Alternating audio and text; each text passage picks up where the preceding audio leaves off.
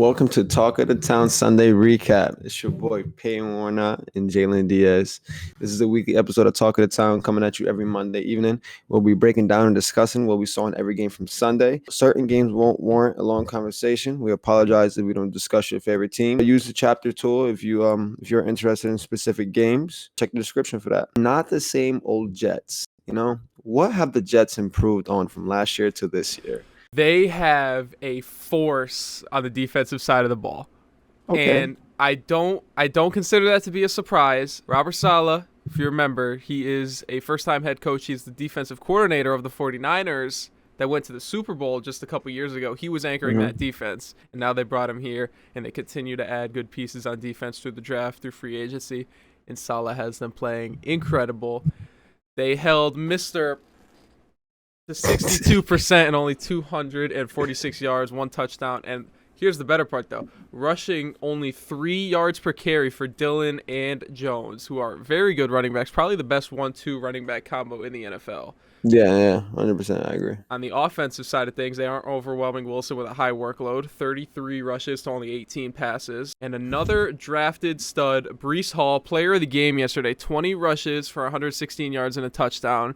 They hit big in this draft class multiple times, and things are starting to look up for the Jets. But on the other hand, things are starting to look down for Green Bay. Yeah, I mean, Green Bay, they lost Devontae Adams. He doesn't have his targets. It's hard to get the ball moving on the floor when you can't get it open, get it downfield passing wise. I mean, at the end of the day, it's not the same football for him because he has to adjust to these young dudes. From what I'm seeing from all these teams that, like the Jets, that we weren't expecting this crazy great season, it's just the coaching.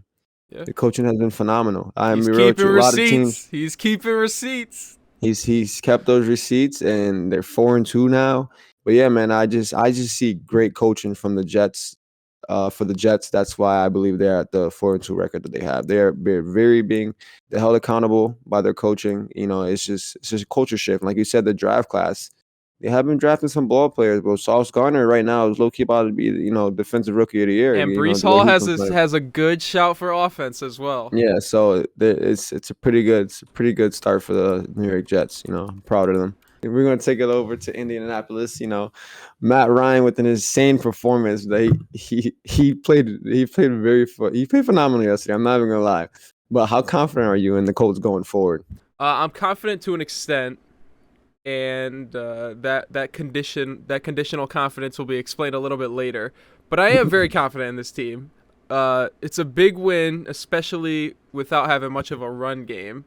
With Taylor and Hines, that's RB1 and RB2 out. Matt Ryan stepped up, and he did exactly what we needed him to do.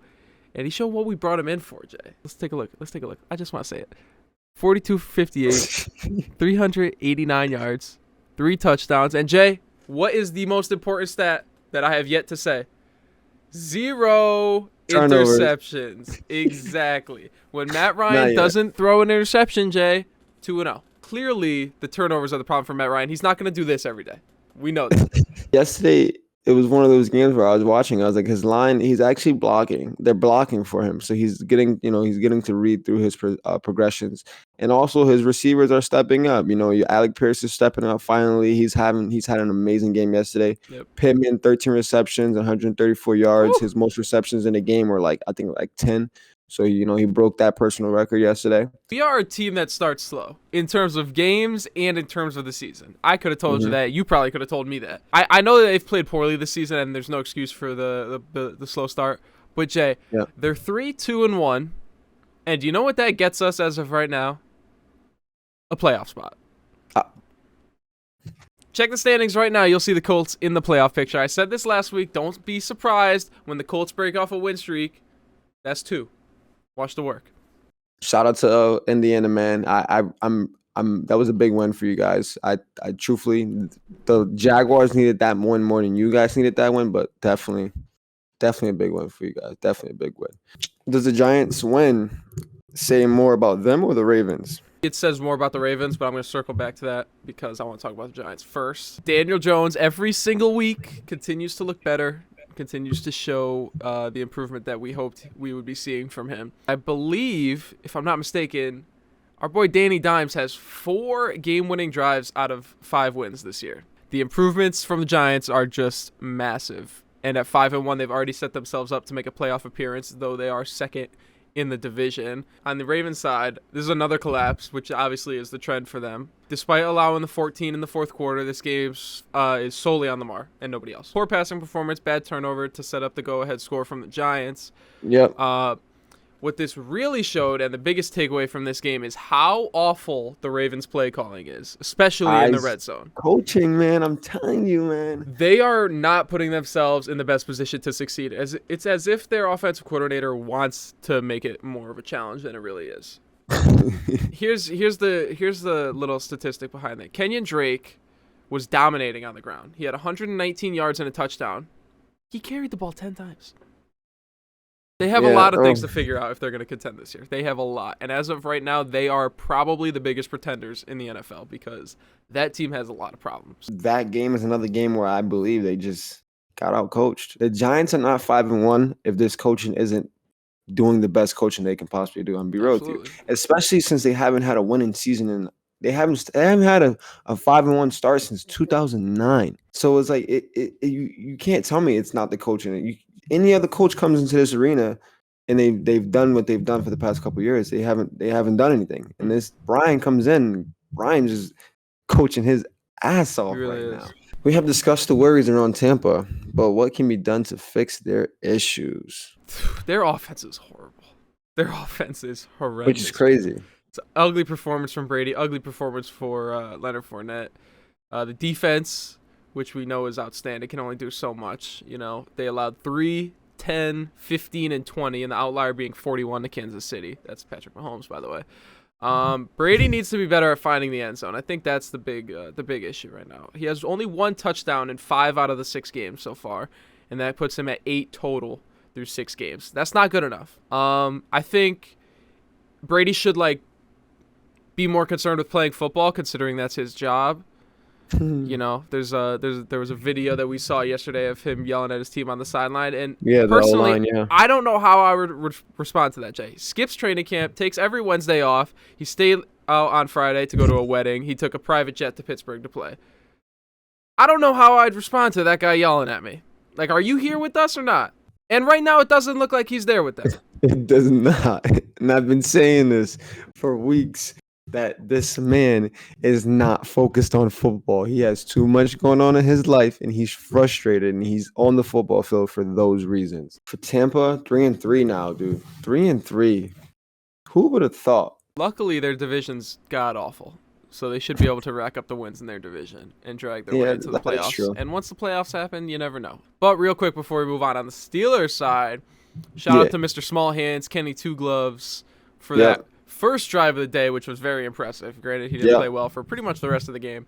But how about Mitchell Trubisky coming in and winning that game? A clutch 9 for 12, 144 yards and a touchdown for Trubisky. So, question to you, Jay, question to the people watching. Could we be going back to Mitchell after he just did that to one of the best defenses in the NFL? I say no, because this is how I think of terms of aspect of game planning. When that defense was practicing that whole week on Kenny Pickett, they weren't practicing it on Mitchell Trubisky. So it was obviously a perfect opportunity for him to come in and play that game well. And then he comes in 9 for 12, 144 yards and a touchdown. But I don't agree with giving him his starting position back. I don't think he deserves that yet. Do the Bengals have what it takes to get back to the Super Bowl? I don't see it from the Bengals. They seem to try to make every game one possession. 4 of the 6 games have been decided by just one possession, and consider it worrisome that 3 of those 4 were losses. Luckily for Cincinnati, they have a favorable schedule for the next couple of weeks, so they should be able to take somewhat of a lead in the division. But in the current landscape of the AFC, I don't think they have what it takes to get back to the Super Bowl. From the look of it, they were last year. It was just they were high offensive, powering team, they were putting points on the board, but now it's just throughout this game 7-7, 7-9. They were losing at one point against this team. This I don't know how to call the Saints right now. This mid. But other than that, I don't think they're on that page or road back to being the same team they were last year. That took them to the Super Bowl. The Dirty Birds are once again tied for first. What is the what is the most surprising thing about this team? All right, it's time we had a serious conversation. All right, because there is nothing at all that's surprising about the Falcons. Am I surprised that a team with nobody on their defensive line got pounded on the ground all day? No.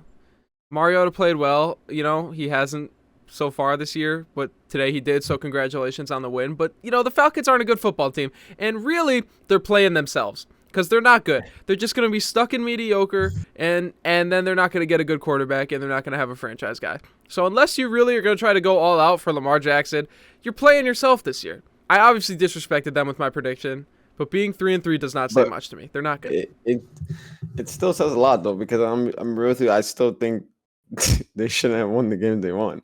That's just like it doesn't make sense to me that you can have 3 wins under your belt and your quarterback's been playing mediocre like this. Yeah. But then again, they have been rushing the ball fairly well, 168 yards on the floor and 40 carries. So they definitely just handed the rock off a lot. As you said, most of the defensive linemen for the 49ers yesterday were out. So that led up to second team, third team, whatever you want to call it. And they just got ran all over. So that's pretty much it. Here's all I got to say, Falcons. That's great that you're 3-3. You're not making the playoffs. Everyone knows that. And really, you're just losing out on your chance to get a Talk of the Town t-shirt and CJ Stroud. Congratulations. Now you don't get a franchise guy and you don't get a t-shirt. Congrats. Will the Vikings run away with the NFC North? Jay, I don't think they will. They're talented, but I can't say I expect them to win the division by a substantial amount of games. They have a 2-game advantage over Green Bay right now. I would predict they don't finish more than 2 games ahead of Green Bay. So running away with it, probably not. I do think they still will hold on and win it. Kirk Cousins is having a decent year. Cook is playing well. JJ is the best receiver in the game. Thielen is probably the best number 2 in the game. Irv Smith, great tight end. So they got a really good offense. Defense, not great, but they're consistent. What I mean by that is they give up about 20 every game. They haven't given up more than 30 once, and they've given up less than 10 only once. Defense isn't going to let you get blown out. They're not going to give up 40. But they're also not going to, hold them to just field goals. So you know what you're going to get from the defense. I think it's very important for them to win the turnover battle going forward because in the 5 wins, they have won or tied in turnovers. In the 1 loss, they had 3 compared to Philly's 1. Clearly, it comes down to that when you don't have a great defense to back you up. Minnesota, I do have high hopes for, but I just don't know if they'll be able to reach their ceiling. I think they can hit their ceiling, and they haven't put it all together. And as long as he protects the ball, I definitely believe they can, continue to win out this season and, get a good seeding for the playoffs. Yeah. But running away with it, questionable. This team is one of those teams where they just won the past, I think, probably 4 games, but then they could probably lose the next 5 games. Absolutely. It's the type of team that they are. Is Bailey Zappi versus Mac Jones becoming a legit competition for QB1? I think it just might be. Bailey Zappi is balling, and that name is fun to say, too. I can't lie. Listen, he's 2-0 as the starter, and he almost pulled a win out of his ass against Green Bay in overtime. He has played poor competition, other than Green Bay, of course. The Browns aren't very good. Lions have the worst defense in the league, and obviously the Lions' highest-scoring offense got shut out to 0, so can't say that's all on him. But he did have a great performance yesterday. There's no obligation to continue to play Mac Jones. He's not making a lot of money. He hasn't gotten you anything. I know he's young, obviously, but it's not like this is a Super Bowl winning quarterback, and it's like, well, maybe we should wait because he's done so much. He hasn't. Gotta keep Zappi for the foreseeable future. Absolutely. I mean, 24 for 34, 309 yards, and 2 touchdowns Ballin'. in an NFL game. That's Ballin'. a ball player. That's a ball player, Ballin'. bro. I'm being real with you. As a rookie too, that is amazing to see. That is crazy to see. You had over 1, 2, 3, 4, 5, 6, 7 different receivers catching the ball, dude. The thing with the Patriots is they don't really have like a clear number 1 receiver, but they have so many good receivers. Like there's no clear like that's the guy, but you've got Aguilar on the roster, you've got Parker, Bourne, Myers. Like these are good receivers, and you got Hunter Henry and Jonnu Smith at tight end. So you have weapons. Just no clear like that's our guy. Absolutely. Which in truth be told, the way that their offense is, you really don't need that guy. Yeah, you just and need the role players. Maybe that's to not get a it bad done. thing. Yeah. Call it now. Will we see Bills Chiefs again to go to the Super Bowl? I mean, Jake, there's clearly no teams that are better than them in the AFC. No, There's nobody better. These two have performed well for almost every game so far this year. So with that being said, I'm going to say no. It's almost too perfect and too easy to say that yes, this is the matchup to go to the Super Bowl. Whether it be the seeding, whether it be an upset, I think somehow or some way we don't see it. What a game though. What a game though, right? It's quite obvious these are the best two quarterbacks in the NFL. And I would say nobody comes close. You know, Rodgers, Brady, Lamar, Herbert, Burrow, whoever, they're not even close to the level that Allen and Mahomes are on right now. This is Brady and Peyton levels of so much better than everybody else.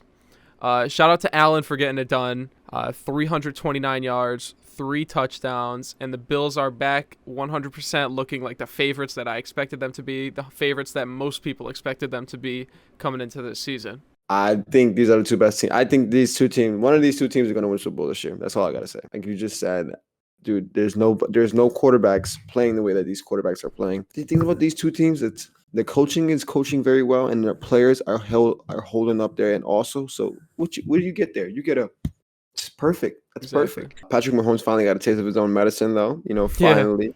That late quarter, drive where they finally, get down the field and score last minute, and he has to walk away with a sad face.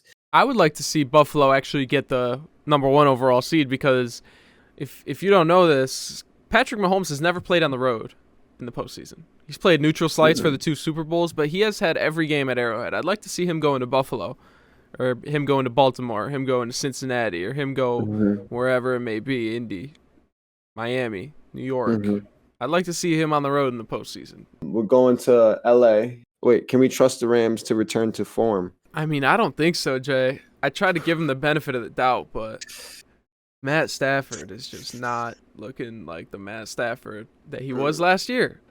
Pick 6 again. He's got 8 interceptions on the year in 6 games. You look at these games, they got smoked out by Buffalo.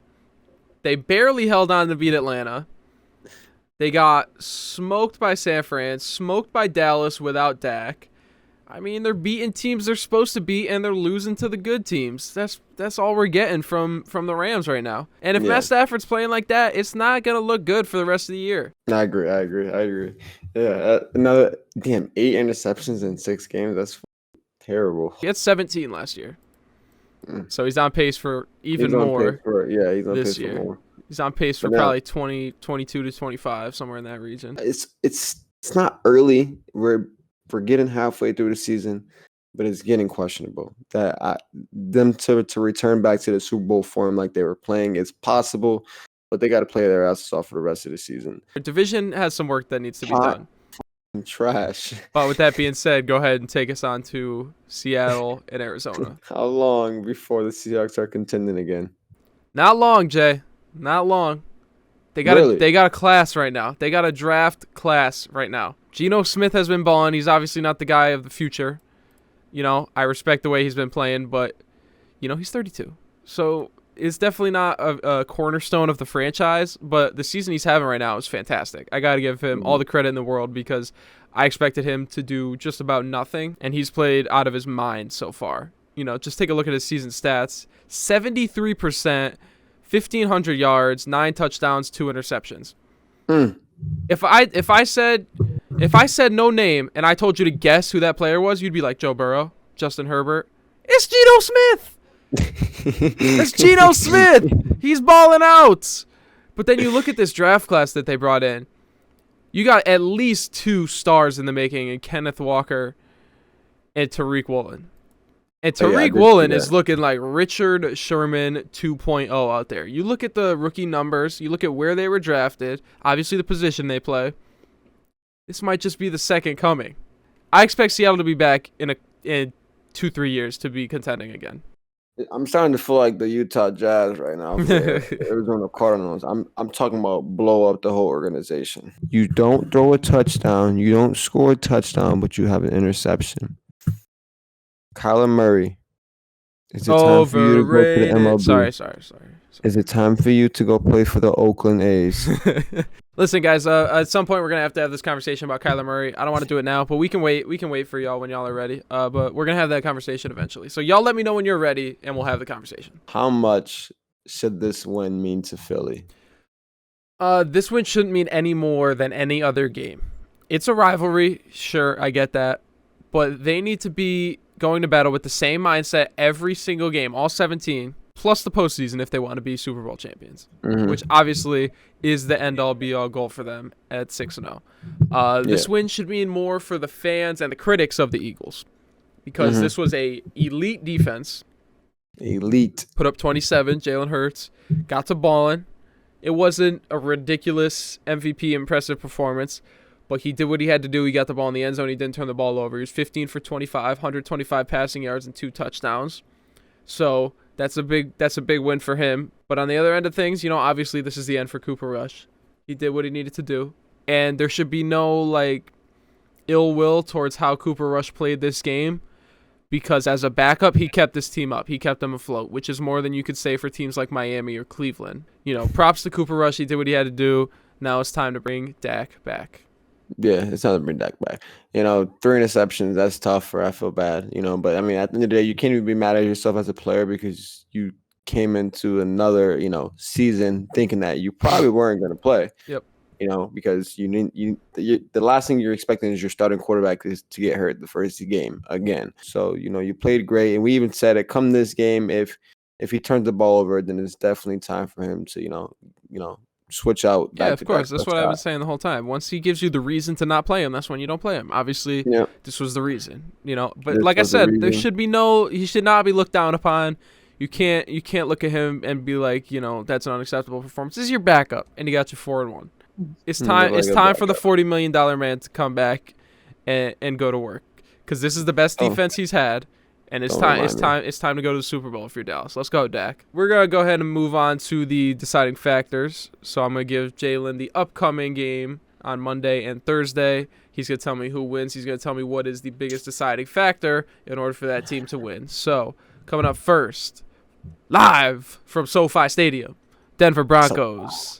LA Chargers. Who wins? What's the biggest deciding factor? If the defense can play good and hold Russell Wilson to what he's been playing like, then the Chargers will win.